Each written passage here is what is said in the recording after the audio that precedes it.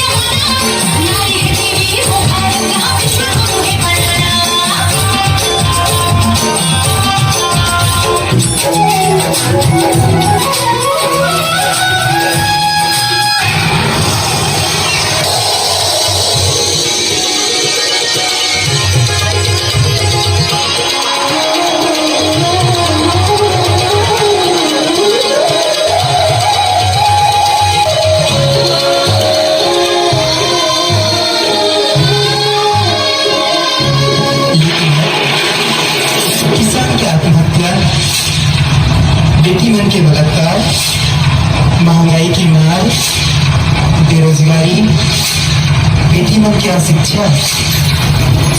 आखिर कब तक तुम्हें जुल्म की आग में तपूं? किसान कथे कर्ज के कारण आत्महत्या करत हो, बेटी कथे समाज हमला ही नजरिया से देखते, मोर खुद की समाज हमला जिए के हक नहीं दे, एकर लिए मैं आत्महत्या करत हूँ। जनता कथे महंगाई की मार से मरत हूँ, स्वच्छ भारत अभियान का मजाक बना के रखी हूँ। मैं भारत माता का का जवाब दूँ? ये सब के जिम्मेदार कौन है? निराश मत हो माताजी, ये भैया अमन स्वर्ग बना दो, स्वच्छ भारत मिशन साकार बना दो, ये भारत भैया सस्य श्यामला बना दो। बना बोला भैया, बन बोला दीदी, बना बोला सगी, ये भैया जोहार है छत्तीसगढ़ के चक्रवर्ती देवता ना जोहार है, जोहार है, जोहार है, जोहार है।